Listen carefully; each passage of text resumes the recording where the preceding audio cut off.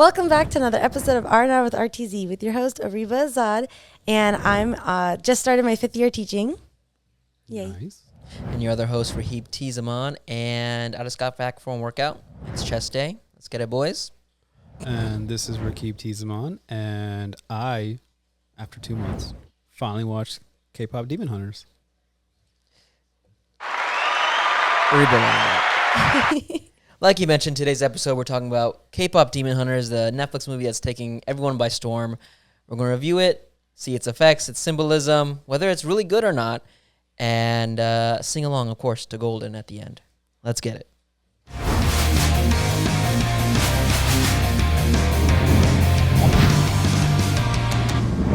Rest and relax while we rant and ramble. R&R with RTZ.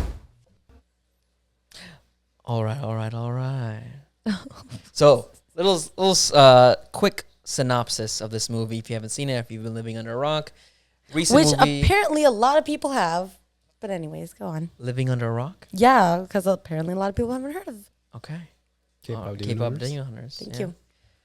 Well, it's a movie that came out, has it been 2 months? Yeah, July or something. Yeah, it came out over the summer, and it's been the summer blockbuster hit, Netflix movie.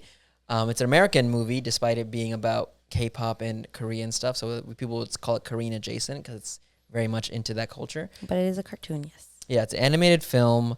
It's centered about, like you guessed it, K-pop stars who are demon hunters. All right, that's pretty much it. It's simple, so it can market to everyone.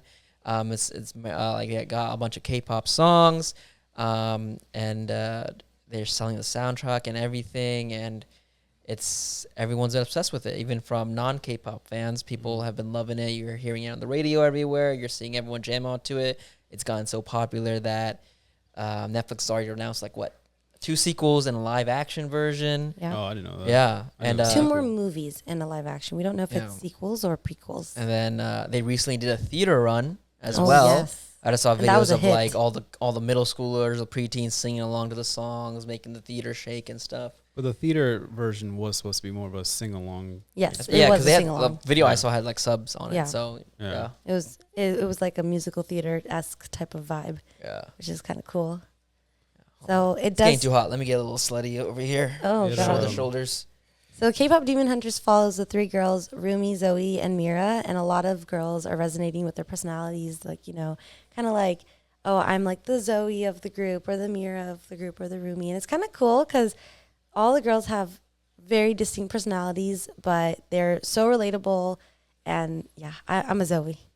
I'm a Zoe girl. She's like bubbly and misunderstood. But I will say the movie definitely follows the story of the main character is Rumi. She's the leader of the group, and then follows the story revolves around her interactions, her trauma, her trials and tribulations. Yeah, and the music is so good. There are some nods to very popular songs right now in a lot of the K-pop Demon Hunter songs, which is kind of cool. So if you're into K-pop, you know the different tunes that they're purposely copying, which came out. At first, people were like, oh my God, they're copying it. And it came out like they were trying to mimic certain popular songs. And it's like, oh. They definitely did, yeah. They definitely 'Cause, did. Golden is very similar to an aespa song No, or an an IVE IVE song. song. IVE, yeah. An IVE song. And then there's some lines in other songs that are related to like Meow or aespa. I mean, they're 17. they're doing. It's like a blanket term, right? They're trying to hit all the stereotypical K-pop things. So they had the badass concept for one song, and then they had the more Softer one, and then one more. It's like very girly, very bubblegum. Even then, in the rival group in the movie, which is the antagonist, the Saja Boys, they had their own like very bubblegum pop Soda song, pop, right? yeah, and then they had their more hip hoppy one, and like the darker one, Your Yeah. Idol. yeah, so it's all hitting all the tropes that K-pop music goes through. It's very trendy. They Yeah. go through all the different genres of pop music. I think that's why the songs fit so well, because they're not all just the same pop, pop, pop. They have range. Like there is the slower song, Free. There is the more upbeat song that feels inspiring, Golden. The beginning song is very much like we're baddies and you all suck. And then even the boys' songs, like you said, it hits like the cooler, like mysterious side that the women definitely like, and then it hits the bubbly, fun, boyish charm. Nathajama's like. Yeah, sure. Honestly, yeah, there was a lot of ajumas in the, which means grandmas, in the K-pop Demon Hunter like characters in the audience that were like, oh my god, we love this Aju Boys. I was talking to my coworker about this movie, seeing if she saw it or not, which she hasn't yet. But she was saying, I'm not sure if this is actually true or not, but like apparently every song from this movie is on Billboard right now. Like it's only one of the few either movies or like K-pop releases where everything from it is on Billboard right now. Yeah, that sounds about right. Yeah, this is an anime movie that's actually replaced as number 1 and 2. Like 2 of the songs from I think Golden and the Saja Boys one, Soda Pop, replaced actual K-pop groups and their actual music, which is crazy. And it's even funnier because like a very popular K-pop group called Twice did their own rendition of the hit song from the movie. One of the as an hit official, songs. like an official version. Sponsored by the company. But that one's not as popular as Golden. Yeah. So, but the original version, sung by these 3 relatively unknown artists, made it all the way up. So it's crazy how popular this is getting. Well, since you mentioned the artists, the singers that are the singers for each of the 3 girls, the one who sings for Rumi, she actually went through the training program. I think it's SM Entertainment. That she went through a training program. She didn't get to debut, and she came back to America. She didn't quit singing, and Netflix actually reached out to her. She didn't have to audition at all, and she got the singing voice role of Rumi. And she has the reason why she can sing all those high notes is because she's trained for so long. But there is like this whole like, why isn't she like a millionaire now because of this movie? Even though she did help write some of the songs, and it's just because Netflix owns it and technically not part of like a production company and all that stuff. But she's an amazing singer. The high notes that she sings, there's a lot of K-pop stars attempting and they can't even hit it the way she hits it. Yeah, I was watching there's this YouTuber I watch who does vocal analysis. He's like a vocal coach and whatnot, and he was reacting to, I think it was Golden. Pretty sure it was Golden. And then he was talking about like how she can seamlessly go from chest voice to head voice to in the middle and hit higher notes without actually using head voice, so she can keep the strength of her chest voice while sounding higher or hitting a higher pitch. So he was just like really amazed by like her breath work and like her ability to hit notes and whatnot. Like it was she's like a lot of amazing. It's not like definitely a vocalist because there's like singers and there's vocalists. Oh yeah, absolutely, yeah. Like Ariana's probably a vocalist. Yes, she is. Maybe Demi. She's more of a powerhouse like Christina Aguilera, so she can like belt it. Mariah Carey's a vocalist. She can do all those ranges. Whitney Houston would be a vocalist. Right, they're definitely trained. Kelly Clarkson, honestly, could be also considered a vocalist. She's America's Idol. She has the vocals of, oh my gosh. She, I think, sang a K-pop Demon Hunter song on her show.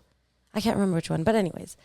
The music in this movie is definitely resonating with people outside of K-pop. Like, again, like a lot of the YouTube pages that I watch or channels that I watch are like people that do guitar reviews or like are in like the metal space.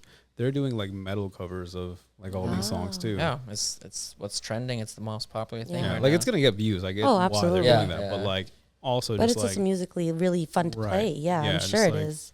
To take that and then transpose it into like a heavier genre or some other genre. That's pretty cool. Yeah, like it's definitely getting traction. I will say it's really easy to find a lot of like images online, different versions of the songs, everything, because it's been so popular, which is kind of nice because I can make like teacher stuff. I've already decided next year that's my classroom theme, because if the next 2 movies are gonna come out in the next few years, might as well get a head start on that, you know? Yeah. Oh, Sony's kicking themselves. They had they had a good voice cast too, other than the main people, because they had like, I didn't know this until I researched it, but Ken Jeong was the manager, the manager's voice, yeah. Daniel Day Kim was the doctor, the scam doctor. And then the voice of Gwa, the big fire, Guima, is the big fire, right? The demon lord, basically, is like Lee Byun. He's like the dude from Squid Guy. Squid Guy. The dude from Squid Guy. Squid Guy. The dude, the Lee Byung-hun. Yeah, he's the main evil dude from Squid Games. He's the manager. He's the one operator. He's the one with the big black mask that has like the nose and eyes on it. I I still have to watch. He's also player number Oh, one. you haven't watched. I haven't watched it Oh. yet. Next episode, a review of Squid Games where Tuhin will watch it the night before. Yes. All those both seasons, 3 seasons. No, All I've 3 seen. seasons. Okay, yeah, I haven't seen season 2 and 3. Okay. Yeah. Yeah. Season 1 was It was great. really good, I think, because That's it was really well done. another day. Okay, yes, yeah, another Another- podcast. We got But they have Liza Koshy was the host. So Liza That Koshy was the random. host for the very end game show, but for some reason, she's like listed very high up. Anyways, not the point. But there's a lot of really big names. Arden Cho is another one who. That's Rumi's regular voice. Yeah, Rumi's regular voice, like voice acting voice. She is so big from YouTube back in the day, so it's kind of cool to see her. Yeah, Like I did not she's expect her. everywhere now. Everyone's Mhm. like trying to get her on podcasts and interviews and late night shows and all of it. Yeah, and then Jinu's voice, the main antagonist, yes. is his An Hyo-seop, which is he's a guy from Business Proposal, another very famous K-drama. I have seen it. I don't know which character. Yeah, so Yeah, that was I like can't remember his face. Yeah. the fun fact here is that when in the movie when Jinu and Rumi first lock eyes, the main song from Business Proposal is playing in the background. Yes, And that's I a nod squealed. to the actor's his yeah. role in that movie. So if you've never seen Business Proposal, it's such a good K-drama. The love scenes are so like romantic, but they're not like cringy, like staring at each other for 5 minutes kind of cringy. And the music is so good. And every time they made eye contact or any love scene would happen, they would play that song. So when that happened in the movie, I squealed. And like, I'm sure only people who watched it understood, but like, it was such a good like, little Easter egg. It was really good. Yeah, Oh, it's- the best Easter egg was the tiger and the crow. They're from Korean folklore. Yeah. I don't necessarily remember the story, it's but the they stupid tiger and like the clever crow. Yeah. essentially. Isn't that supposed to be a magpie? Magpie? Magpie, yes. Yeah. Magpie? Yeah, not a crow. Yeah, oops. But yeah, I think they're the best Easter egg because it's kind of like a They're little definitely atone to the culture. cutest Yeah. thing was there. Yeah, I I don't- painted my nail. Magpies are supposedly like they have good memory, and so apparently they only like squawk or whatever when like I think in the culture it's like when they make noise it's like a guest is coming or something like that. Oh, Interesting. I might be butchering that, but like there's some relevance or I know you know. magpies are mentioned a lot in poetry for whatever reason. So I'm sure there's a lot of hidden messages They behind got a them. weird ass name, Magpie. It is an interesting name for a bird. Interesting choice. The best part of Kpop Demon Hunters is now that like I started teaching these last 2 weeks, all the students, every single kid like is either humming it in the hallways, in the bathrooms, walking down the hall, or in the classroom. My students are singing it. They're obsessed. And it's kind of a great way, at least for me personally as a teacher and a person who loves K-pop and the movie itself. It's so nice to bond with them because we'll just be talking about math and I'll just do like a Saja Boy related joke and it's just like they just feel so connected and I'm just like, yay, these kids like get it, you know? It was pretty much the like a Disney movie. Yeah. Disney movies Yeah. were so iconic to each generation. This one, Yeah. I guess Disney has been fumbling for a long time. So now Netflix came in with their Like own. Pixar. Yeah. And whatnot. Yeah. I mean, Yeah. well, it was like a Sony thing that like Sony was like, we're spending so much money on this. Like, I don't think we'll recoup in theaters, so we're gonna just give it to Netflix, like sell it to Netflix Oh, okay. for a set 2 million or whatever, Yeah. 20 million, whatever it be. Oh, And yeah, then- it was originally supposed to be in theaters. Yeah, and then Netflix finished it up, and like it's doing really well. Oh yeah. Yeah. So, Numbers. Another big hit for They probably Netflix. didn't And realize how well like K-pop fans would oh take this. yeah. Yeah. or even non-fans. It's because would like take it's this. hard to predict because there's so much. If you ever go through Netflix, there's so much content Yeah. on there. It's hard to tell which one's gonna be the hit. Like there's gotta be people who like study this. I mean, the this one market and has stuff. like you're catering to like 3 large audiences. Like there's the K-pop audience, there's the anime audience, and then Yeah. there's like the action demon stuff. Mhm. I guess that's maybe two categories. But like it'll get a lot of different people. Maybe like the musical audience. People like Musical, Yeah. the musical stuff. So a fun fact about Kpop Demon Hunters, when it first, like 2 months ago when it came out, it was the #1 Netflix animated movie. And then the #1 Netflix animated series was something called Kipo. And the creator of that is married, or the writer of that is married to the writer of Kpop Demon Hunters. So they did like an Okay. interview together where they were just like, it's kind of it's kind of cute. Like they're both of their big shows or movies, their biggest products are number one together at the same time, which is kind of cute. But this was like, I don't know if it's the same now because I don't know if Kpop's still number one. Yeah. But I think Kpop Demon Hunters is still, I'm pretty sure. But it's kind of cute. I think the writer of Kpop Demon Hunters, her name is Maggie something. Yeah, it's actually the director. Oh, It's the director? director and writer. Oh. It's a husband and wife, Maggie Kang and Chris Applehans. Oh, So they're- Maggie Kang is Korean, Yeah. Oh, so Korean there's- American. Korean Their American, husband and yeah. wife. Their husband and wife. So the directors of Kpop Demon Hunters, who also wrote it, and there's like a screenplay with two other people who did the screenplay. So all four of them did the screenplay. But it's so But the cool. directors are husband and wife. Yeah. But That's it's really like, cool. yeah, it makes sense because like that's why I said it's Korean adjacent because it's not.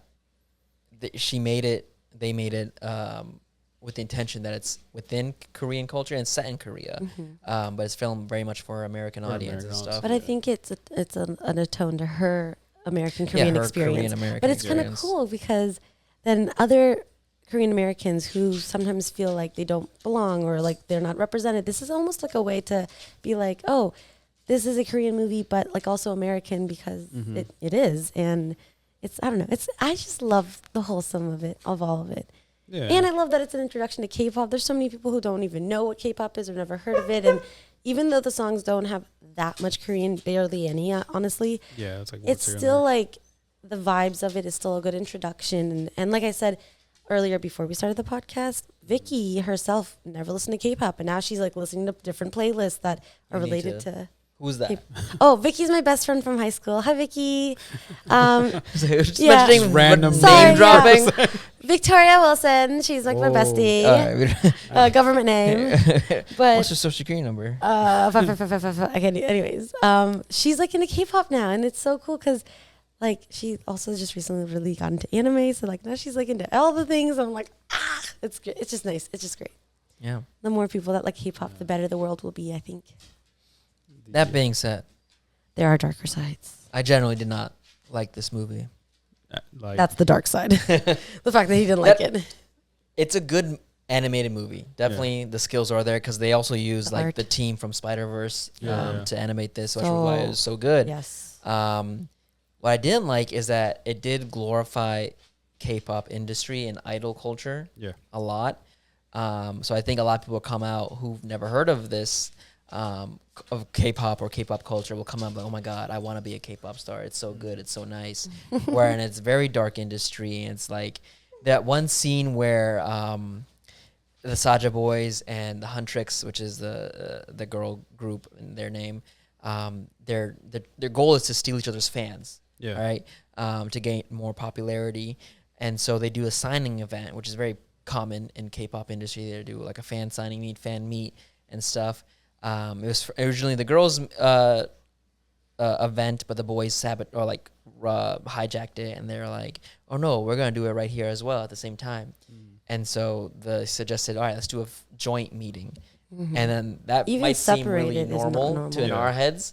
In American sense, but like in Korea, it's a big no-no. They would never do a Yeah. boy group and a girl group together side Yeah. by side There's just too much because Yeah. there would be so much drama from the fans. They'd be speculating, they'd be like hating, and then like Right. Oh, he looked at her, she looked at him, or they Yeah. raised hands. They must Yeah. be dating. and like the threats there are serious, like the death threats and stuff Yeah. from they call them sasaengs, which is like soccer, like a stan I essentially. didn't know Yeah. that. Yeah, sasaeng. It's like a super Sasaeng. crazy stalker fan. Like they're sending the used condoms, the Oh, bras to the people. They're like stalking them outside their home, harassing their relatives of K-pop stars and stuff. So like it's a serious problem. But like if that fan meet, kind of co-ed fan meet happened in real life, and then in Yeah. the movie Rumi and Jinu had like they were talking kind of privately, whispering Yeah. each other, talking about the actual plot of the movie, but to the Right. outside it looked like they were flirting or some kind of thing going Yeah. on. Even a fan goes up to them and says, "It's okay, I know your secret." Yeah, and they Right. had she had like a Rumi Jinu together shirt, Yeah. right? And like that girl would have been jumped at that Yeah. in real life. She did that by other crazy fans. So it's like that, and then like the whole another joke I had was like in the beginning of the movie, the girls are eating right before the show, and so someone said, "Oh, K-pop Demon Hunter is set in a fictional world because the girls are getting to eat." In to eat, yeah. Yeah. The industry is very famous for wanting girls and guys to be as skinny as possible, and no waistline. the eating disorder is very common there. But I will say, I totally agree with the fact that like a lot of those things are incorrect in real life. Yeah. But because there's demons involved, I would assume everyone else can assume the rest is also not as real. But yeah, there are dummies out there that would believe that they get to eat and all that stuff. Because I mean, those things I mentioned aren't related to the demons, so that's why it can be like, oh, yeah, this is normal. This is how the industry is. I guess like if you're not well versed or new to the whole K-pop world, like you would not know those things, right? Yeah, like, there's that, and then it's also not something you're thinking about when you watch the movie. Even as a person who doesn't know about K-pop, you're not going in there thinking, "Oh my God, K-pop stars are so skinny, but they eat so much." Yeah. No, you're going in there thinking, "Wow, this movie's so good. The songs are so good. Their outfits are so cool. Their hair is so pretty." Yeah. Well, that's and the thing. It could also be like the director's intentional with that to be like sarcastic or use that as satire to be like, this stuff doesn't happen in real life, but here in this fictional realm, you know, we're doing this. Or they're introducing them to K-pop. And honestly, for me, when I was introduced to K-pop, when I learned about it, the first thing I saw was that they all have eating disorders, that they all eat basically nothing. So like if I was being introduced to K-pop through this movie, that's kind of the first thing I would see if I start doing any K-pop research for myself as a new K-pop fan in 2025. So it's not like the movie would completely skew my vision of K-pop, of that specific scene. The sign up thing, I think, would take me time to understand, like, oh, this is not normal in Korea. Yeah. But I don't think I would care as much as I would care for, like, ooh, which band do I like, or which group do I like, or which song do I like, or who's my bias. I also feel like it glorified like obsession a lot, because like that beginning scene, all the fans that they were like, oh, I like Rumi because she's cool, or Mira's so dark and I'm dark too, like things like that. Yeah, they were like crazy obsessed. Yeah. They have like pictures of them everywhere. Like some guy was tattooed them on her body, and even then we're like, oh, okay, that's cool. But I think that shows people that, oh wow, they're crazy. I don't want to be like that. I hope they get the message. Okay, because that's what I saw it as. I was like, I hope I'm not like that when I fan over. Because they always say, because the whole movie's about them making sure they do everything for the fans and making the fans happy and stuff. Which is like Rumi's whole thing, is that she's part demon. She wants to hide that from her friends and from the fans and like all that stuff, and only show. I think that shows how K-pop stars might actually really feel, because I feel like they do so much to pretend to be something else for the fans. Like there are some K-pop stars that never cut their hair or always stick straight because they want to impress their fans, or they don't want the hate, or you know. Yeah, I'm sure that was maybe the intention, but I feel like they didn't hit home on that too much enough.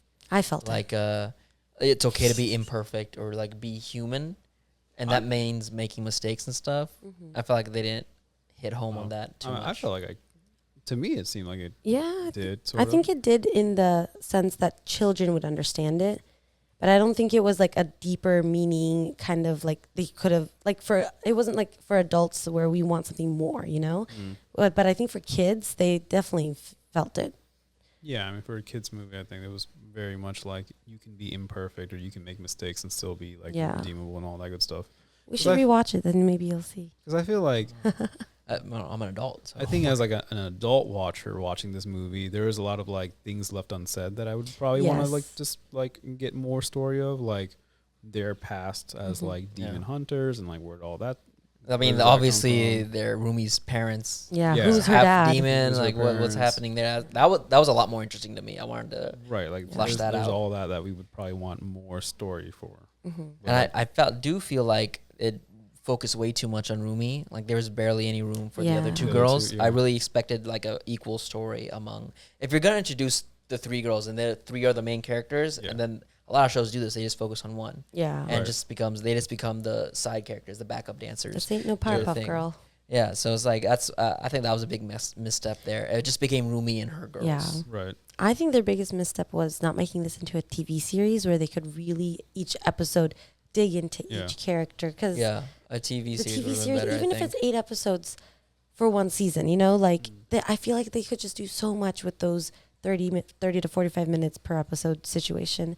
But I think the movie, maybe they were scared that it just wouldn't pop off. Probably because, you know, like you said, the Sony sold it off to Netflix because they didn't think it was going to go well. So they weren't expecting much with this movie, I guess. Right. I think the idea was like this movie is going to be very straightforward, black and white, kind of like we're just telling this one story about this girl who is trying to come to terms with who she is. And then like the Genu story is apparently, can he be redeemed after what he's done, and like that very the other two simple had morals. like a small like intro to their backgrounds. Like Zoe is considered too much, which a lot of girls do feel like they're too much when they're the bubbly personality and they're just misunderstood. But then Mira is like the quieter, darker one, or darker meaning like more stoic in her moody, stoic. Rudy. Oh, Rudy. Yes, Rudy. Yes. And she has like the history of like her parents kind of not fully accepting her. And you only see it in the Golden music video when they show little snippets of their lives, but it's not enough to like have a full story for them. They did some for Mira, where it's like, okay, she kept questioning Rumi and stuff. Like, oh, she was the one. It's like, hey, what's wrong, Rumi? Why are you hiding this from me? Because she has trust issues and stuff. Yeah. But I don't think they did anything with Zoe at all. No, she was not in that sense. Not even there half the time. I mean, they introduced each character's like personalities or flaws when they went to go visit the voice doctor. Yeah. Because there was the whole joke about like how well he can read people. Yes, so He says, all that stuff about the other two. So like it comes up there. I think it comes in that video, the song. The music video, yeah. And then it comes up again when the demon boss guy is like kind of persuading everyone to go to the show. Yeah. So that's the very end. So we went from the beginning of the movie pretty much all the way to the end. Yeah. So even in the middle, it was just the middle was very much that second arc was just Renu. Rumi and Genu. Yeah. So Renu. Yeah. Yeah, Renu. Their couple name. Renu. Right. Yeah. Yeah. I will say, I think if the writers are thinking smartly, that the sequel should have they're definitely listening to this more. one. They should definitely have more about Zoe and Mira and just explain their side. There's also a conspiracy that Mira saw the blue tiger derpy in Rumi's room when she went in there to check on her and be like, what's going on? Why are you acting all weird? But just didn't say anything. But for what? It's because of like because you can see the tiger's reflection in the window, and she's staring directly at the window, and I'm just like, I think it's just it's, I don't know, it's a weird conspiracy. But then there's also the thing that she's the only other girl with colored hair in the whole entire thing other than the demon boys. But you gotta go with the color theory. You gotta explain that. So it's right. So the color theory is the purple and the pinkish hue is supposed to be like demon-esque colors. Mira's hair is not the same pink hue. Just like this purple on you. Oh, yeah, demon. I'm a demon. But we already knew that. But Mira's hair is not the same hue as the pink, but it is still colored. Just like the Saja boys, their hair is not blue, it's not purple or pink, it's various colors. Yeah. But they're still demons and they have colored hair. Genu's the only exception because it's kind of like about him, Yeah. But yeah, so like there's a theory that maybe Mira is also, maybe something's up with her background as well. And that's why everyone's so curious, because why does she, and she has colored hair as a kid, because you saw a picture of her as a kid in the Golden music video and she has colored hair. So it's like, they also show her in the flashbacks when they're training. Yes. Yeah. That too. Yeah. Oh yeah. Yeah. And so like, why does she have colored hair? And we know why Rumi has colored hair. So explain that please in the next movies. Maggie. Yeah, I hope that means something. Or just like, K-pop stars just have colored hair. But see, that's not fair, because then make Zoe's hair a different color. Like, why is she the only one with black hair? It throws it off, is all I'm saying. Like, you could have made her hair blonde, blue, I don't know, yellow, orange. I don't know, like their weapons glow certain colors, right? That's because of their huntrix powers, like their demon hunting powers. Yeah, it's like a translucent-ish color. Very. I mean, if they want to do some color theory. Yeah, they could probably throw it into that or something. Another symbolism they actually did was Areeba just told me like Rumi's sword for most of the movie is a double-edged sword. Okay. But at the end, when she accepts herself, it becomes a katana, so one-edged sword. Oh, okay. Yeah, representing how it's like the whole movie when she's hiding her demon stuff, it's gonna hurt her in the end when she's keeping these secrets. But when she accepts that, it's just one way. It's just gonna be a weapon only. Interesting. It was a really cool revelation I found out recently. I saw a small Instagram or something reel about this. Gets into more of the animation part of it, so it's kind of similar to how Spider-Man does certain things. Yeah. So apparently, all the animation for the Huntrix, they're 2-frame, I think. Yes. Then everything for the demons. Yeah, they're in 1 frame. Yeah. So the demons move differently, smoother or something. I forgot. That would mean they move. No, choppier, one right? form, right, or one frame. So they're moving quicker, I think, in motion versus the. It's supposed to show a difference between the demons and the good Right. guys. Yes. One's moving smoother than the other. Yes. But then, as what's her name? Rumi. Rumi is interacting with Jinu. You see her frame rate shift Yes. to 2 frames as well. Oh. She's Or one accepting her frame. demon side.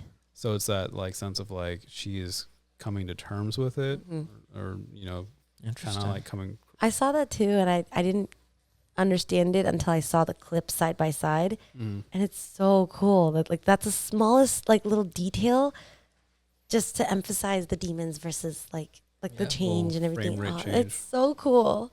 Which is See, interesting. it's a deeper meaning. Oh yeah, as always, you can find something. A good movie has symbolism like that, right? Even the stupid tiger and the magpie are symbolism. Derpy. He's symbolize not something. stupid. He's just derpy. He's literally known as stupid tiger. no. Derpy wasn't a word.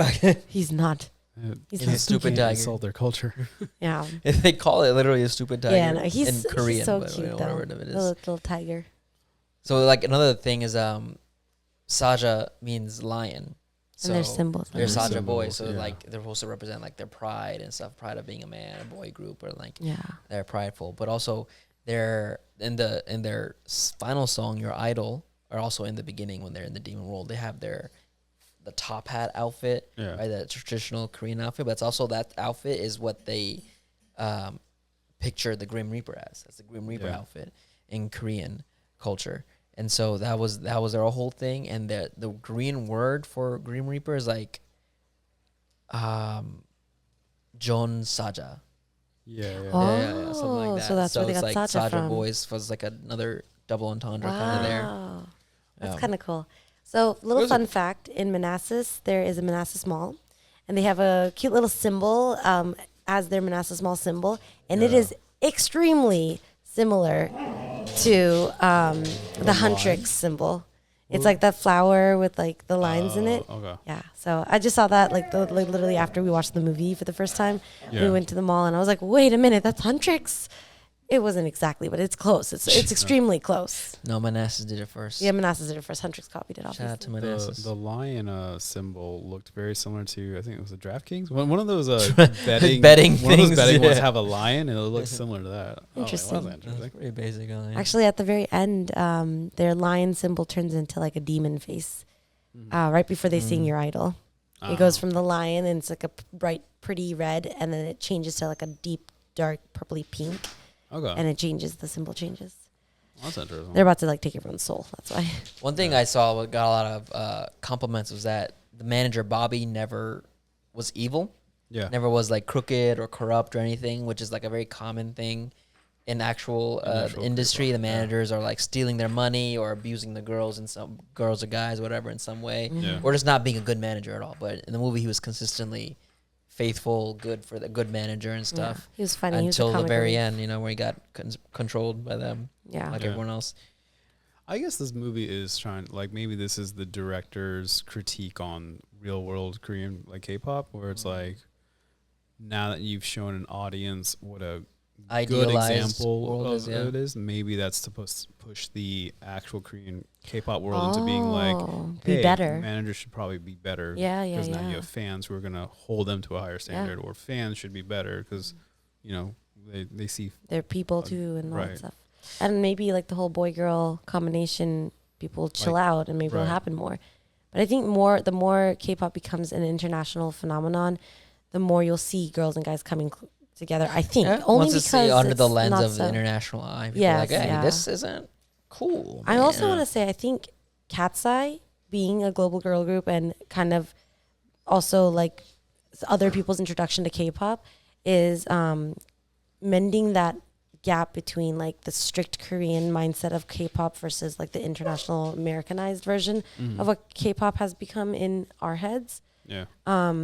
Yeah, no. In the end, Cat's Eye still hits all the K-pop notes. They're all still very Well, no, pretty, but I'm saying skinny because girls. yes, but I think because they're a K-pop, they're a girl group that also shows more and is a lot more like they're allowed to have their own Instagrams, their own like live feeds, all this stuff, right? That usually K-pop stars don't get to have. Yeah. And I think they're also helping push that narrative of, okay, K-pop stars should have a little bit more freedom. They should be able to wear more stuff or what they want to wear, things like that. Like, Yeah. rude. Just the dogs are being rude. The dogs are. But yeah, no, I think it's a good thing. Like, yeah. But even since I did mention, Well, it's like encouraging individuality within yeah. the K-pop And world. they're not just like people that are working under a company to sing and dance like monkeys. Like, Yeah. that's kind of I mean, you have to admit that is kind of what K-pop stars have been for a little bit. Oh, They didn't absolutely. have their individuality, They and if they still are. did, they have to be super popular and have a big fan base in order to back it up. You know, Yeah.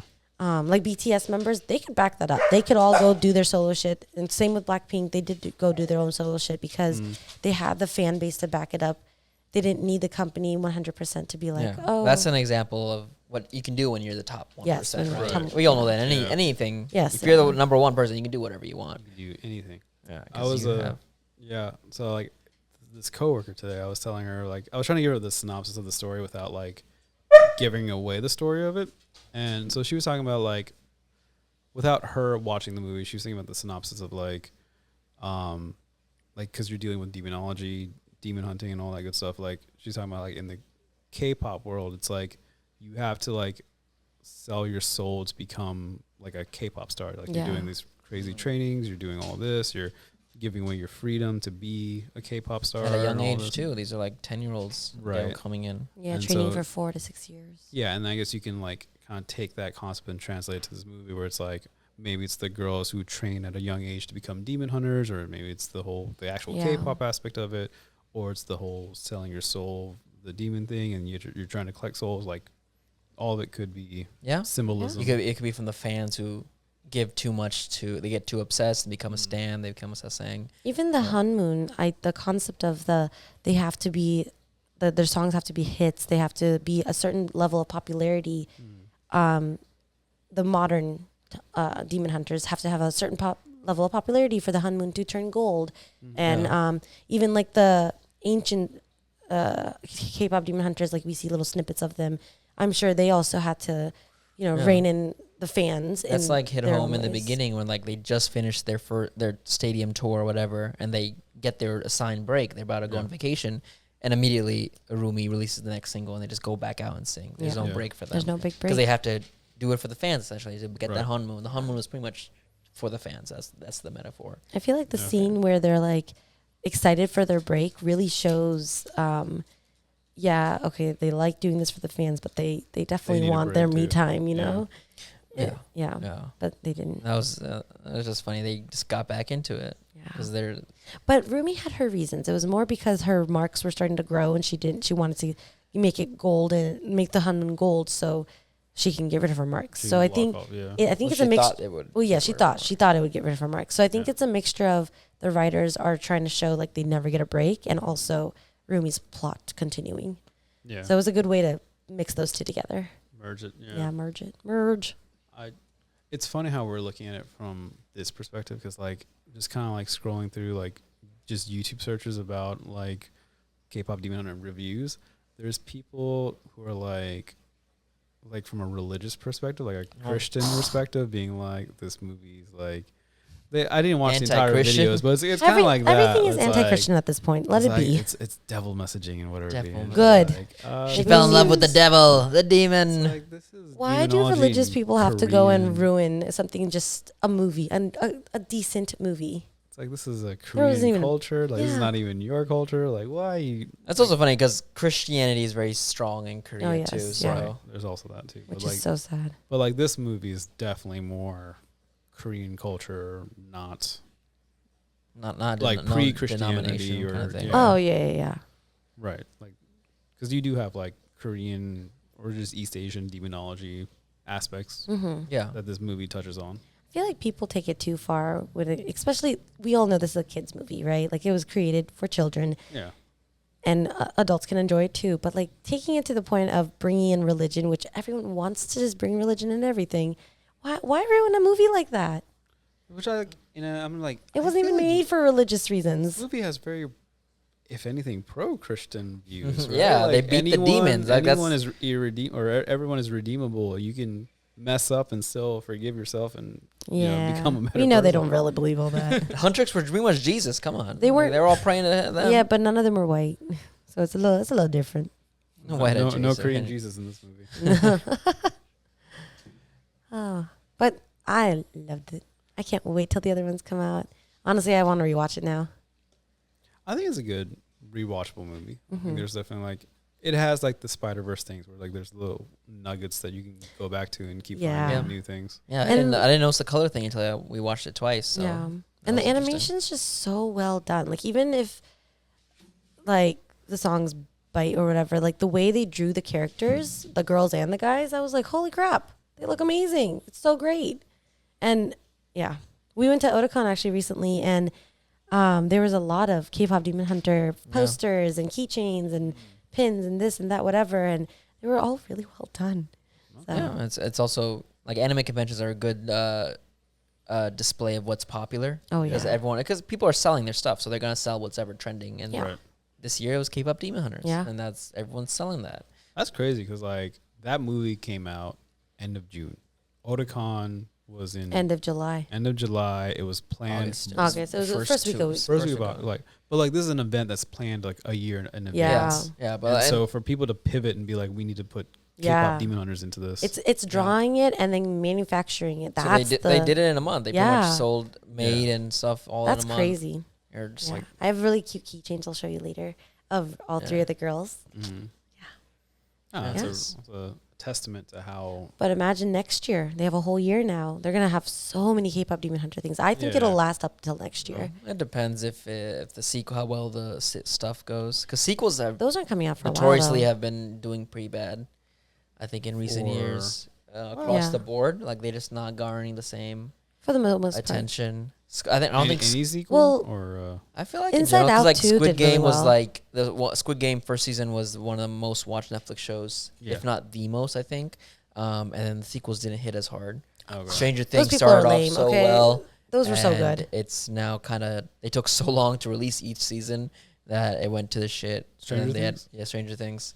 Stranger It's- Things took so Stranger long Things- that Millie Bobby Brown gave birth. Yeah. Yeah, she No, she didn't give birth. she was adopted. a child. She got Oh. She adopted a engaged kid. and had a Adopted. kid. Adopted a Adopted kid. a kid, Lovely yeah. kid. That's- Okay, wait. I will say Squid Games 2 and 3, really good. And if you're hating on it, it's just because you don't like people making sequels of shit. Because It wasn't that good. it was wasn't good. that I haven't- I think Season it- 2 was good. Season 3 wasn't good. Well, season 3 was just, I feel like it was rushed Season two. compared to season 2. But also, Inside Out 2 sequel, really good movie. It was very popular with the kids, at least. I can't speak for adults, but children really liked the second movie.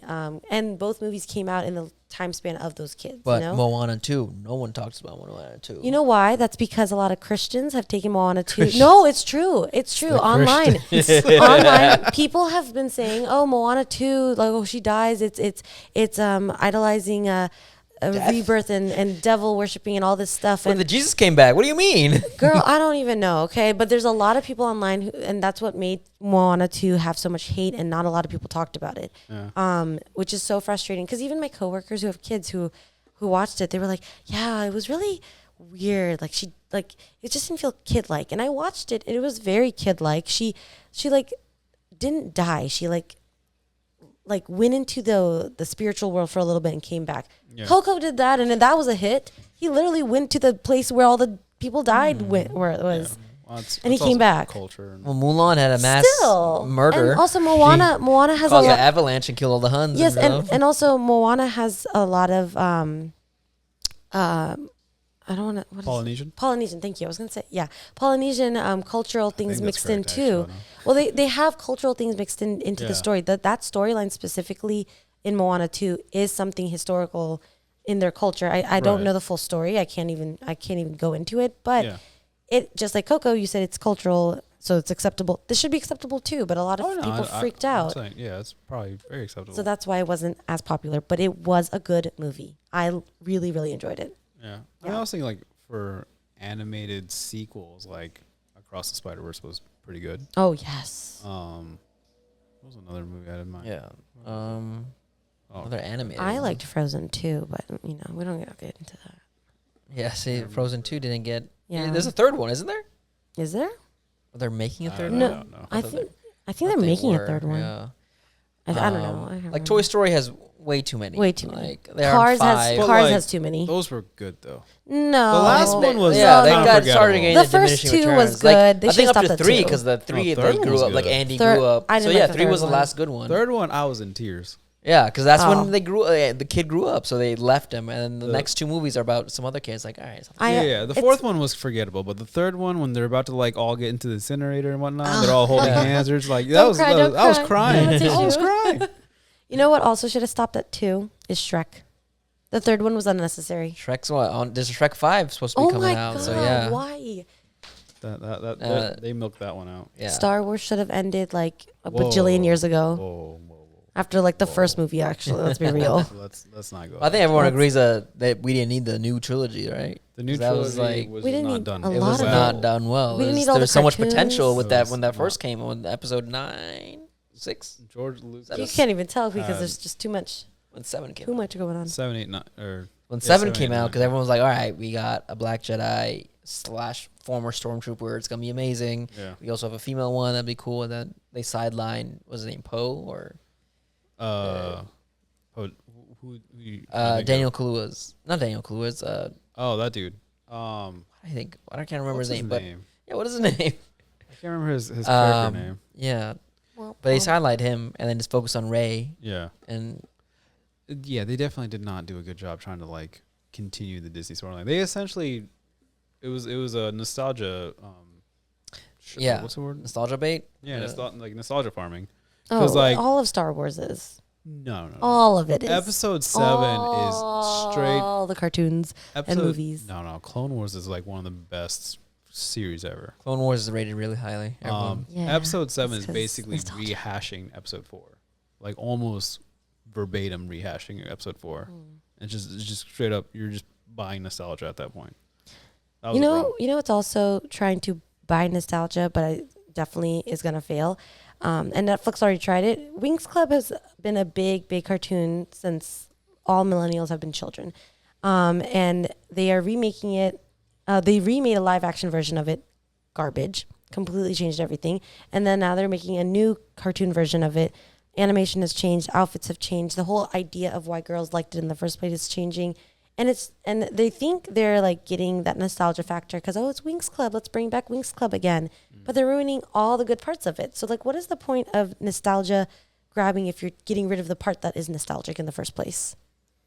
I mean, I like that they're changing things. It might not be for the better, but that's like the risk I take. Otherwise, it is just pure nostalgia. could They're have not changing made- anything. They're doing episode If they're gonna 4 change again. it, make it better. That's what I'm saying. Like, it's not Yeah, better. that's what's like. But what? That's what- gonna be subjective, right? No, Well, it's, some people- it's very much. It the might not work. internet. It might work, but that's the risk. Yeah, so. and people are still gonna watch it. Like, I'm still gonna watch it, but it's just they got rid of so many of the parts that made it as popular as it was for girls. Yeah, they won't know until they do it, and then That's people true. will complain. But people did complain with the live action, and they didn't listen when they made They this didn't- new animation. They didn't make a second season of live action, right? They did, They did. and it was still garbage. Oh well. Yeah, That's like Avatar, I guess. Like Last Airbender Avatar. I haven't Yeah. finished the live action show. I kind that of one fell was off of it. better though than the Winx Club live action. I would have to okay. say. So It was slightly better. It was still Yeah. felt off because the uncanny values is too high for a lot of anime shows to be Yeah, made live totally, action. yeah. It doesn't work that well. it doesn't. There was like such a fluidity to Avatar, the way they fought and used their powers and the martial arts they used. It can't really be replicated. You need like the top people and stuff. You would need, it would need a lot more work a lot bigger budget to do that. Yeah. All right. I have a question for you guys, and you really have to think this through before you answer it. From the 3 girls. Yes. Oh. So you will put All of them. your water bottle up your butt? Okay. So from the 3 main girls, Rumi, Zoe, and Mira, which 3 do you resonate most with personality-wise from just the way they behaved in the entire movie? Well, I wouldn't know because they didn't talk too much about the other 2 I'm girls. not talking about talking too much. I'm talking about all the little things that you saw. And there would be a lot more little The way- things if they focused right, equally on all but the I'm characters. talking about what they did have. Based off of what you did see, not what they could have seen. I didn't see anything. That's the Oh problem. my God. Someone needs to rewatch this movie. Like, I could easily tell I'm a Zoe. And Yeah, you're always doing too much. It's crazy. yeah, and Mira's you can't handle other the one, too right? much, then Mira's a you're long-haired not red enough, one, you know? Who's like kind of broody, more mysterious. Not the not doing girly girl. enough. So that's Rahib. Not doing enough. Not Yeah, doing she's enough. not doing like enough. she's not like her whole thing was like She's like, she talks like this, and she has to be like all cool and mysterious, even though she has a lot of personality deep down But inside. her trauma is that she's not accepted, or she's always trying to.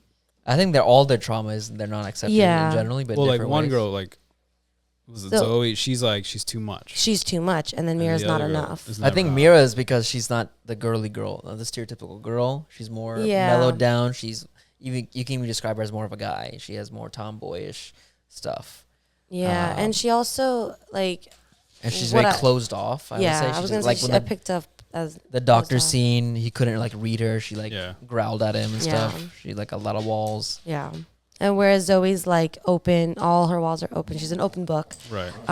But because she's bubbly and outgoing, Right. she's seen as too much, and that does get to her. Even though she does, but she's not afraid to still Be that. be that. Yeah. But she can still feel that. Okay, others think I'm too much, Right. which is like, I think that's me to a T. So I'm Zoe. So it's interesting that they did that with the two characters, but like Rumi's not like a middle of the two. No, she's Rumi- just different. Rumi's more like she can't accept her other side, and she's afraid to show that side of her to her friends. Whereas like Yeah. her two friends it's more of accepting like who they are and being okay with other people's perception of who they are. Right. And Rumi's just afraid of showing herself at all. See, that's the problem. I'm telling you, with the character development here, they're all too similar in Yo, terms no of their one's problems. no one's disagreeing with that. It was still a good movie though. That's There's what a I'm lot of issues with a lot of saying. movies, but like it was still good. So it's more or less like, but I think with the other two, they have accepted who they are, but they're worried about the outside world's Yes. acceptance of them. And then she has not accepted who she is per se, and she's afraid of what the world will think of Yes. her as well. I think it's more that all of them don't accept what they are, and Rumi's demon side is more of a metaphor, but it's more actualized here to further the plot and For to the show it story. more. Yeah. But the reason why like the other two girls fell for the demon persuasion at the end, and they were in the crowd because they couldn't accept. They also had trauma themselves. Yeah. Yeah. They couldn't accept it. Well, Rumi's just more plot wise. It's something more physical. Hers more is tangible. actually there. Yeah. well, they also got controlled because they were betrayed. They felt betrayed by Rumi, and so like the connection that kept the three of them from getting controlled in the first place Yeah. was broken. And Rumi never was able to be controlled, even with her demon half. Like they mentioned, the evil dude even mentions it in the movie. Like, I'm unable to control her for whatever reason. Yeah. What was that reason? Well, we'll never What know. was that reason? Because Maybe she's half human. She have demon like a Or is that her stronger demon? daddy? Is that her papa? Is Guima her I don't father? think Guima's her father. I think Guima's her father. I think Guima's her father. And when Rumi's mom died, he lost all of his heart and soul because the love of his life, who he had the kid with, died, and that's why he's even eviler and completely forgot who she really Even is. eviler. Yeah, I think that the trauma of losing the love of his life caused him to forget who Rumi is and become more evil and all that. I mean, that's just an assumption, completely based off of no facts whatsoever. Yeah, there are a lot of questions left unsaid. So I am interested if they do a prequel or a sequel. If there's so much they can do. You think they'll put it in theaters? The sequel? Maybe there's a lot. I mean, a lot of anime gets a lot of hype, and then they make a movie version of the anime. I would and go put see it out it. in theaters. I know people will go see it. I know you will go see it. You'll go see it with feel me. like Oh, I don't know about that. You have to. How are you I don't know about gonna? that. How are you gonna do another podcast on season or Wait till it comes on movie two? streamers and Lame. Lame. I feel like her story would be better if her father was not Guima. However, Who would it be then? Who would it I would be? think it'd be like if they just did like a Genu? different story. But Her father can't be Genu. What? that would be weird. It could be. That would be weird. No. Yeah. Think about it. Genie Genu is could like have. hundreds of years old. so- Yeah, Genu's hundreds of but years old. He would remember. He could have forgotten his memory But erased. then he falls He for didn't get his. it. But we don't That's the whole know. I'm just saying. Okay, That doesn't there's make so any many- sense. Neither does anything else. Okay, we don't No, know. it does. It does. I feel like it'd be like easy writing to be like, oh, Guima's her father. Yes. But I feel like it would be a better story. Because yeah, if it that's the only other wasn't. demon they had a voice lines to. Yeah. Because like they know technically, I guess Guima and Rumi, they don't actually interact with each other in this movie. No. Yeah. Oh well, other than like the very end when she's like slashing the fire. Yeah, but like there's no like No. dialogue. Or Yeah, there's anything. no So, dialogue. Like, it would be weird to make Guima Yeah. her father. And like, Yeah. yeah, he does talk about them directly. Like, oh, Genu, go convince them. Yeah. Go persuade them. Go attack them. So he would mention like, oh yeah, that's Yeah. my daughter. Yeah, it would feel like it would be a better story or plot to be like there's another demon that's scarier or like just adjacent or something to. They could do the Devil May Cry thing where the demon is someone who defected from the demon cause and Yeah. found love and like because of that was killed or imprisoned because he joined the human side. True. Just some dude who lives on Earth for hundreds of years and just Oh, don't yeah, know yeah. about it. Or something like that. And then It's Bobby, meets the him. manager. Oh. No, Bobby's dad. They're half brothers, It's the Oh. doctor. half siblings. It's the doctor. Okay. Yeah, if it was the The doctor, it's Daniel Day Kim. Yikes. Funny. I was gonna say something. No Oh. more. We never answered the question either. Oh yeah, answer the question first. Please answer that, and then I'll say what I was gonna Yeah, say. I resonate with Bobby the most. Okay, that makes sense. But it doesn't. But okay, yes. I'll go with Mira. Okay. Thank you for the correct answer. Is the correct answer? I thought you were asking our opinion. No, I Our asked choice. you from the three girls, There's and no, you you're not picked- giving us a choice. What are you, a demon? I did. I gave you the choice of Rumi. Guima? Run this back, man. Go back later, Rahib, and see that I mentioned the three characters, and you said Bobby. Yeah. You can't read. You're not gonna try to put me in a box? But you're, I ain't about that. Yeah, I'm you're breaking just, out. You're just in a circle. The Bobby And we're circle. going up. I was supposed to, yeah. Glowing, gonna be going. Golden. Not glowing. Up, and up. No, they do say glowing in it. They say, okay. All right. Okay, my thing I was gonna say was, when I watched it the first time, I didn't catch this, but Genu used to play music, and that's why he suggested the K-pop boy group. Yeah. Yeah, I didn't catch it the first time for some reason. I don't know why, but What's it called? A It's hippa? like- Sipa? I forgot what the instrument's called. oh, It's not a the sitar, right? It's a. it's not a sitar. No. It's the one that looks like a rounded banjo, but not banjo. It's a stringed instrument. Yeah, it's I a stringed forgot what- instrument. Yeah, Hippa, Sipa. it's a Korean Hippa, instrument something. I specifically. forgot what it's called. But yes, he tried busking, didn't work out. But like that would be a cool prequel too, to be Yeah? like what was his downfall. Yeah. Yeah, I don't really care about the guys' stories. I know there's a lot of people that are like, oh, what are the Saja boys' stories? Who gives a damn? This is not about them. It's about the Well, I three don't care girls. about the Let's rest be of real. them, but like at least his story. No, even then, like we got enough of it in this movie. I don't give a damn either. We got enough about the girls. But the movie's about the girls. It's called K-pop movie Demon can be Hunters. about- It's not about K-pop Demon and this Hunters and is about- Genu. Genu's also gone. Yeah, he's remember? also dead, so like there's no point. There are like, speculations that his soul. Well, they never might- explain what happens when well, whatever happened happened to him. There's Is that- there's is there death? speculations that his soul is now in her sword, and that maybe in the next movie she'll figure out a way to get him back or something. But regardless, it's about the three girls. We They need had more their about story. the What two else? girls. You know, we're more interested in her past anyway. We also want to know about Mira and Zoe's past.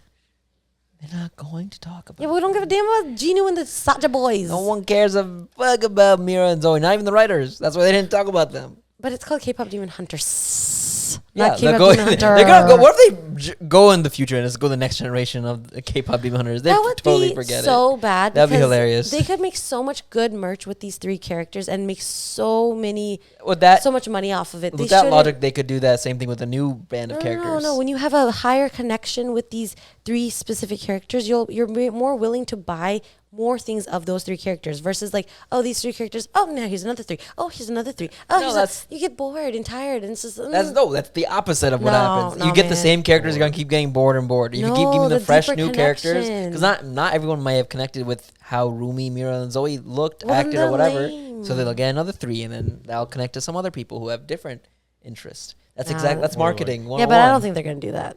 Could be like I think marketing 101 is gonna be they're gonna use the three same characters. they'll probably do that. Yeah. If this was like a show, then yeah, you could like Yeah, add new a show, members. never or whatever, change. Yeah, but, new members and Also stuff. depends on how long it takes to make the next movie.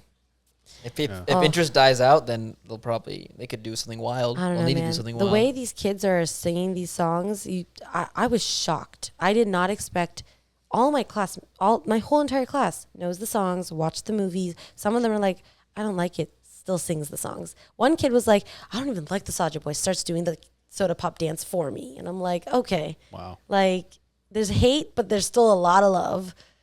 So I really thought Taylor Swift brought students together. It's Kpop Demon Hunters. Taylor Swift. Yeah, there's a lot of Swift. Swiftie kids. There's a lot of Swiftie girls. Not girls, boys and girls, like students. They're really into Taylor Swift. Interesting. This day and age. Well, 2025. they're like 8 years old. They don't care about the other parts of they don't know the other parts of anything. Well, that's good that they're getting introduced to culture, I guess. Yeah.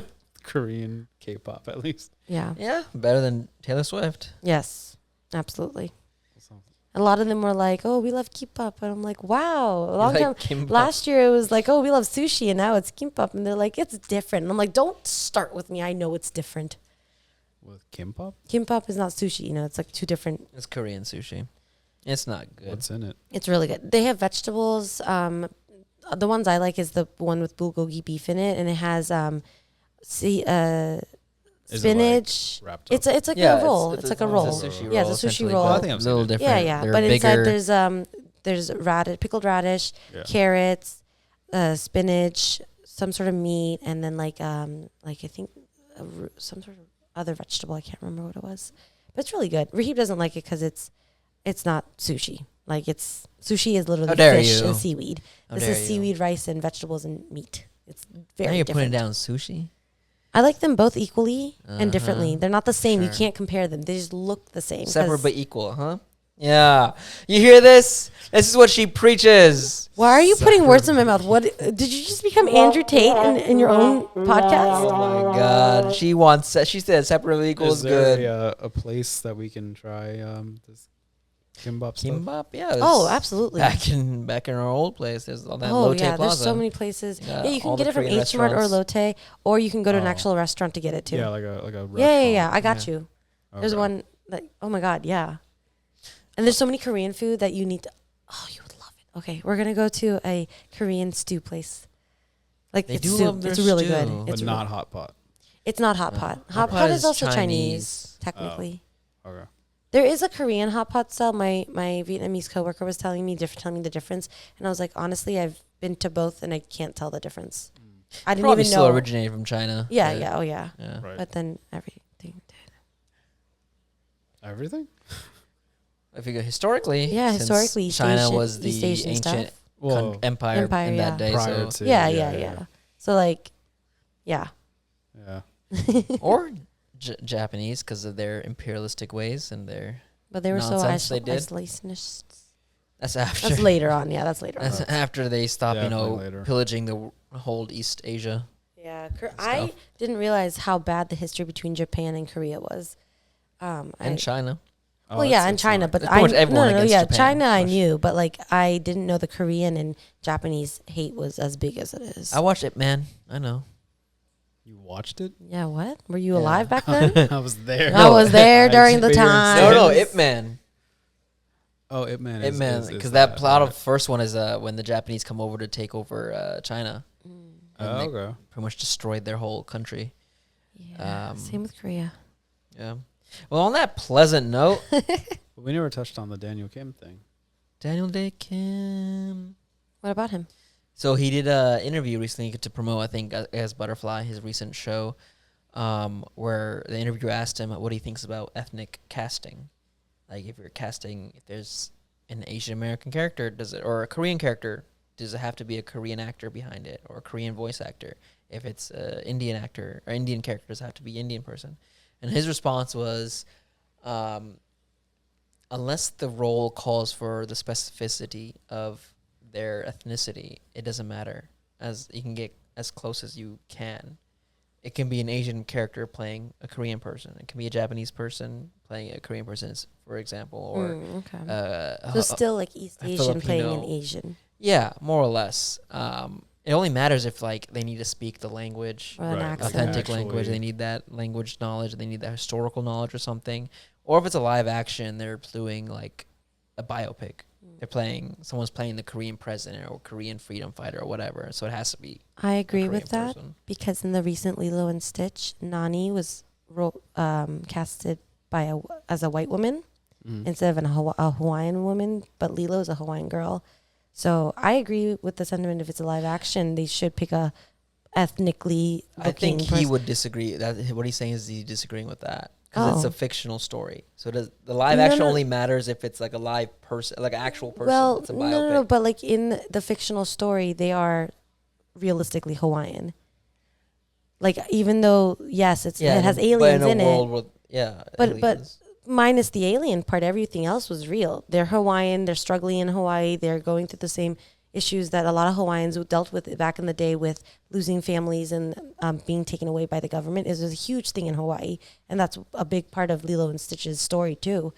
And not casting a Hawaiian girl in that big role of Nani, who is a Hawaiian woman losing her sister, that I thought it was a little messed up in that sense of the history behind Hawaiian and the government taking children away from families. Yeah, but I think my whole point is that the point of acting is not, you don't have to live that life to act.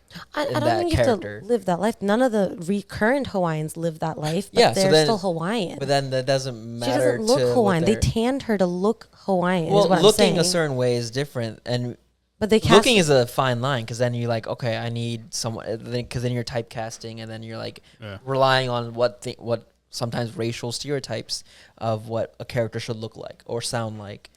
And that gets really, really messy over there. I agree. It gets messy in certain situations, but I think specifically for Lilo and Stitch, they should have picked a Hawaiian woman. Like, why are you going to go out of your way and pick a Hawaiian girl for Lilo, but not for her sister? Yeah, so like with that logic, why would they? It must because it must have not mattered. No, really, but because they went and they found a Hawaiian Lilo. So why did it not matter for Nani? Because they just stopped caring, but they should have cared, is what I'm saying. That seemed like a weird. That's the step they decided to skip. The second main character. They skipped a lot of other stuff too that should have been included in the movie that were taken out. That was a huge part of Lilo and Stitch's story and impact. That was the biggest one. There was another one. There was there's a scene in the original cartoon animated movie where she takes a picture of that big fat white dude tourist with ice cream, and it's supposed to indicate how tourists will come to Hawaii and treat the land a certain way and take pictures in a certain way, and she's treating the tourists like as if they're like the things to take pictures of instead of them being taken of. For example, these tourists will take pictures of hula dancers, so she's doing the opposite and taking pictures of these fat, tanned up, weird looking white dudes. And it's supposed to be a little dig at that. And they got rid of that. It was a huge, I thought it was very impactful, and they got rid of that part. It's the, and it was also her personality, taking pictures of these tourists, and they got rid of that aspect of her personality. Yeah. What's the word I'm looking for? It's the, not the objectification, but like the culture, the Hawaiian culture is like a spectacle to tourists. And yes, yeah. She's doing the inverse of it. Yes. Which is like the tourists are the spectacle yes. to the Hawaiians or something. Yes, exactly. Yeah, I mean, like, there's nothing particularly Hawaiian about that part. I mean, no. There's nothing Hawaiian about that part, but it was like that whole, I don't know, message was gone. Yeah. It's not a Hawaiian thing, but I mean, it could have, but it was just gone. They removed it from the whole movie. Like, I'm wondering if Daniel Day Kim was he mainly thinking about voice acting or like just in general acting? Because like, right, because you can get messy with like, say it's like a role that's like, say it's a role that's in say like if Kpop Demon Hunters was like a live action thing, and there was a certain character that had nothing that was particularly Korean about the character, like he didn't speak Korean or didn't do anything like that. If you cast a Chinese person or a Japanese person for that role, like to the uninitiated, someone might be like, oh, it's just an Asian person. But like to someone who's actually Asian, they're gonna be like, that person's clearly like Chinese and he's playing a Korean character. As the Korean, you'd be a little upset. Like, how would you take that, essentially? I mean, I'd be upset if an Indian person played a Bengali person in a live action. Like, I That's would the want the thing, Bengali like, person to have a chance. But that's okay. And So then it's you not would an issue recognize of that too. Like you can tell a Bengali from an Indian, Yeah. from a Pakistani person. Absolutely. But then that's the problem. So that's a different conversation because people always talk about this casting and whether it's they say whether it should be about who's the better actor versus. Yeah. But a lot of people has like because this community is marginalized, they don't get the chance to be in a movie. Yeah. So that's why they should be given Yeah, a it's role. a hard topic. But it's like, what if they're not good enough? Yeah. Right. They're not. They don't. Then yes, they're not being casted, but maybe because they're not the best person in the room. Like they're not the right. They don't have person. either enough Yeah. star power, which is hard to say, but star power does matter in a movie Yeah. these days. Mm. These days, presently, probably more than it should. And then talent does work. Sometimes Leo DiCaprio is gonna be the white man that takes the room because he is good at what he does, even though he is a white man, with blue eyes or whatever, and blonde back in the day. But he's still a good actor. It doesn't take away his talent. It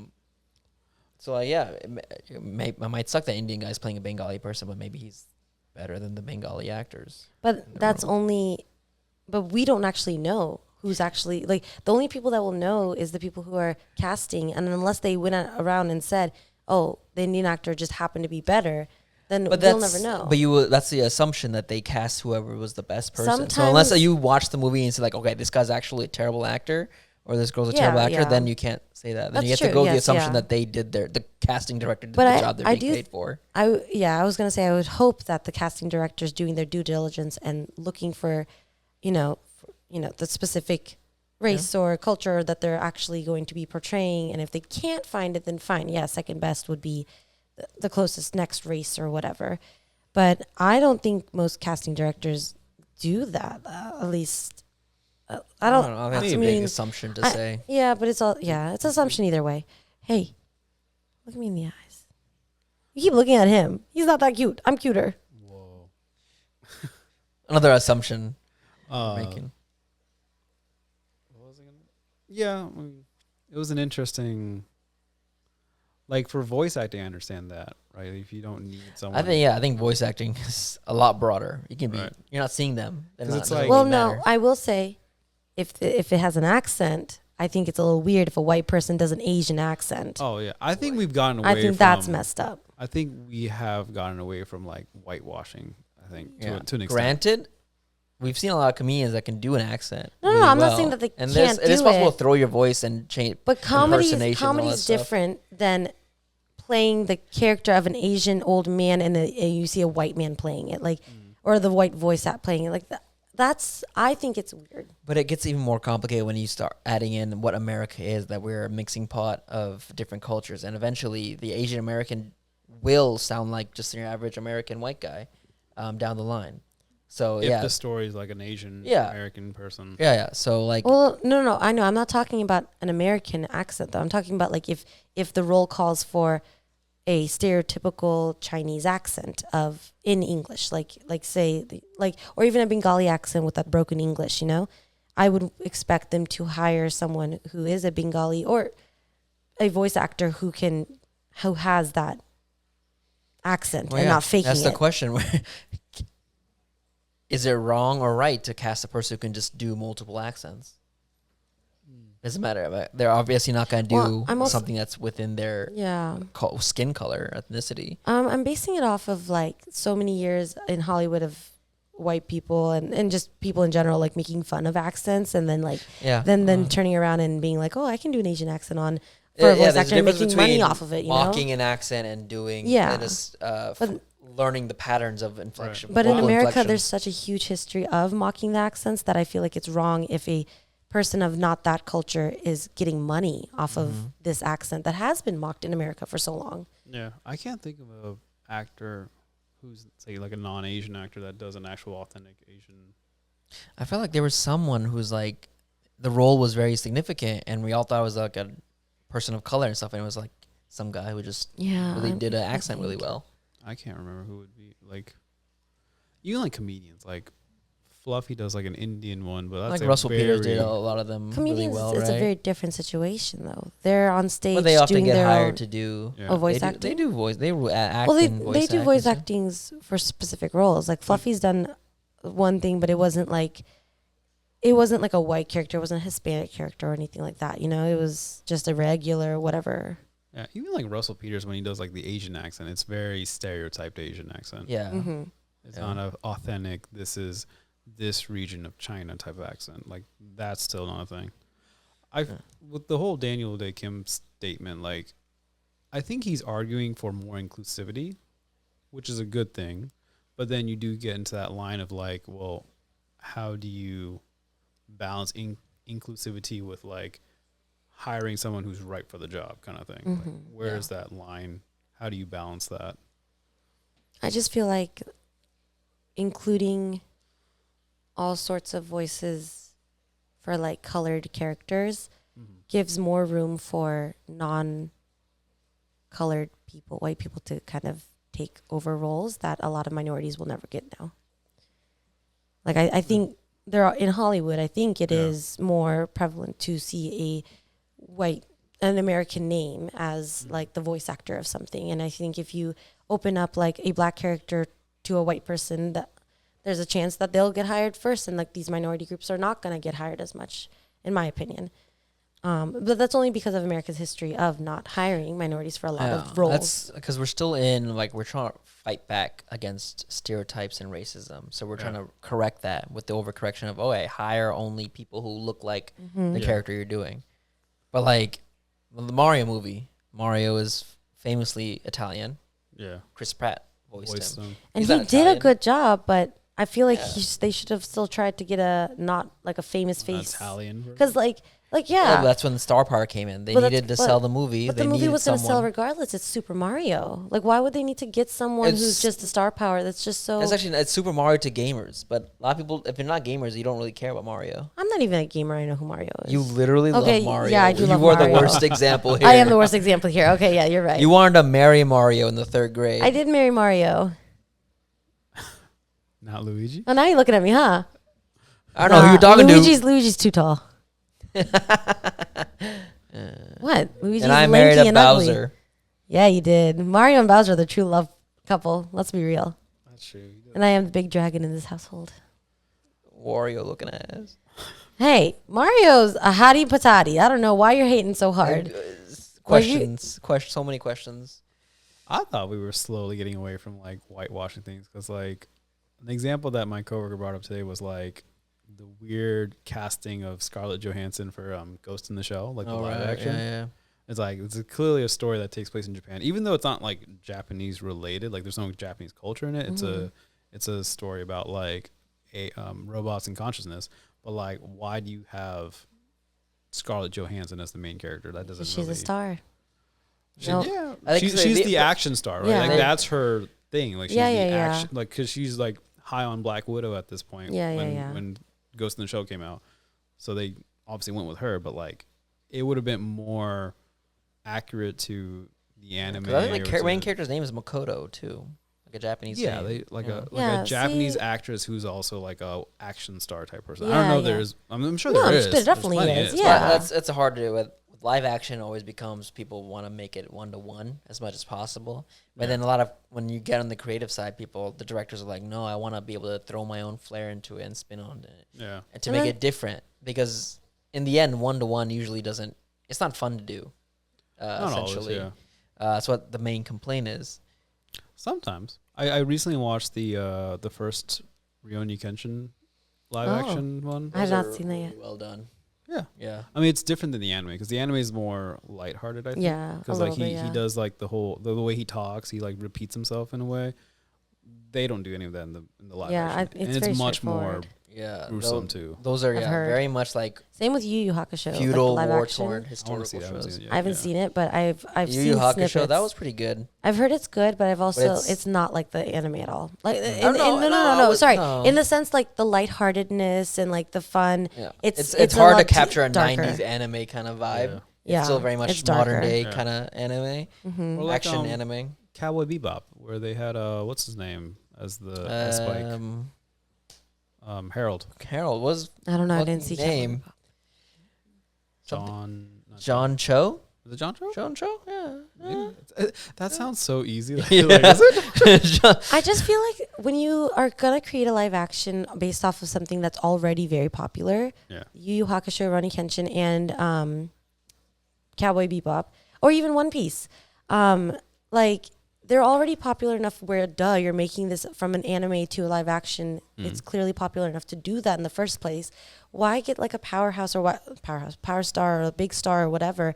Why not get someone who is ethnically looking like the characters, or like or can speak the language or something of that sort, that's not like the biggest star in the world but still good at acting, and go from there, you know? The answer is easy because no one watches it without knowing the actors. But that power, like I said, that's what I'm saying.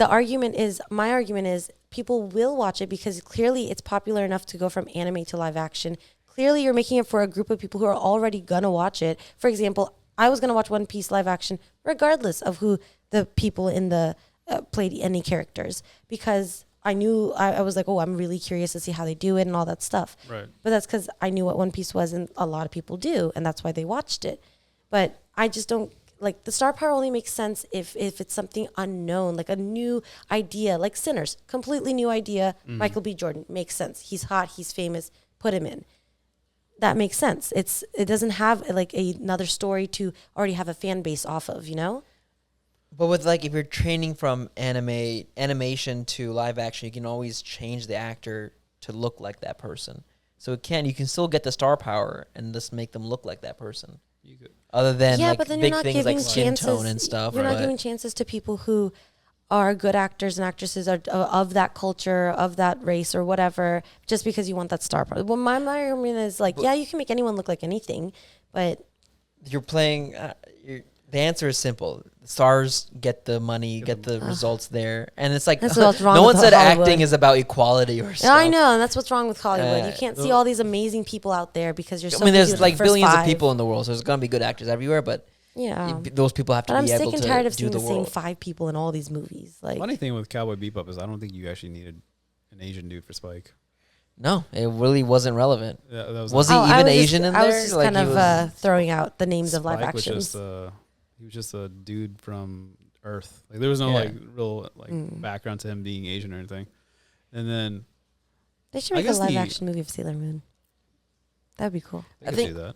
I think it's fine for live actions to differ from the source material because there's gonna be a point, especially for fictional work, where like you can't replicate this. It doesn't make sense to replicate this physically, logically, or whatever. So it's like you got. And then if you're not doing everything to a T and you start cutting corners, then it's like, all right, why do I need to do this other thing or this other thing? And then it snowballs and snowballs. I think sometimes, though, it does get a little far. Like the first live action of Avatar: The Last Airbender. That was hot garbage. It was a hot garbage. Absolutely. It took every creative liberty. They switched the races of the Fire Nation and the Water Nation. The Water Nation were darker and the Fire Nation were lighter. And they switched it. The Fire Nation were Indians. Yeah, I'm talking about the original cartoon. They were lighter skinned and they made them Indian in the live action, whereas Katara and Sokka were supposed to be like native looking, and they made them white. Yeah, they did that stuff. Disney, or like at least with Star Wars, they tried to like bring in people who are not necessarily star power, but not like American star power. So like, the guy from Squid Games is in Acolyte, the main guy from Squid Games. I can't think of his name. The got his name, player 420 something, the main dude from Squid Games. Yeah, the main character. Yeah. Oh, he plays a Jedi Master in anything for money. Acolyte, and it's funny. Like he doesn't speak proper. Like he speaks decent enough English for the role, but like it's not like he's clearly being a Korean dude playing a Jedi. Okay. So I guess there's some representation, but like we're not fully there yet. And then the argument could be like, well, we just need more actors of all backgrounds or something. You know what I mean? Yeah. Like, acting is hard. It is. No one wants to be waiting tables and going on auditions 24/7. That's the way to make their big break. That's not a life for everyone. It shouldn't be, but that's what it is. Yeah, you could work at a bookstore instead. Make YouTube videos like instead of waiting tables. Work at a bookstore. Or why would they work at a bookstore? Because it's less stressful. Well, they make less money. No. The point of why they wait tables is easy to get in, easy to get out, and flexible hours. You could also just become a YouTuber. Oh, yeah. Oh. The 1 Famously, cent Rahib gets pays for everything here. All right. On that note, that is our review of Kpop Demon Hunters. What was the review? I loved it. It was okay. It was great. Some Great some movie. logical leaps here and there, Yeah, and it's a definitely kid's left me movie. wanting more It's a about good kids the. movie. Yeah, it's a That's great I don't kids think it's movie. just because a kids movie does not free of critique and stuff. No. No one said that. You can critique it That's all what you you want. mean when you say it's a kids movie. This doesn't have to No. be held to a standard. Not at all. Kids movie should definitely be held to a standard. There are Then some why say it's a garbage kids kids movie. movie?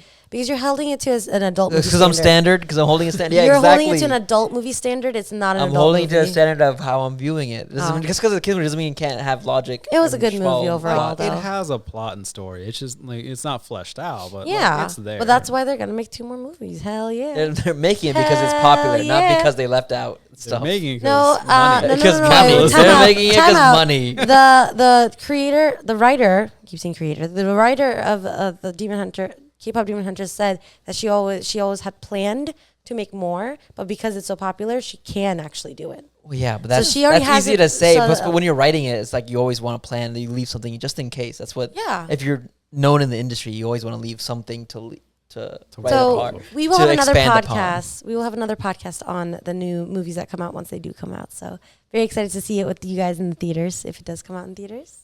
Yay! Or we'll have a watch party. We'll see it on the streamers. Whatever. We'll have a watch There we party go. then. All right, guys. Thank you for listening, and we'll catch you guys next time. Bye. Peace. Hey guys, Rahib here. Thanks for watching this video. Please subscribe to the channel, hit that bell button to get a notification whenever there's a new video. If you want to support the channel, check out the merch shop as well as the Buy Me a Coffee page and the Patreon page to get monthly benefits such as exclusive BTS content, unedited podcasts, and early access to all the videos. All the funds help grow the channel and keep it afloat, so any and all help is appreciated. All the links are in the description, and I'll see you guys next time.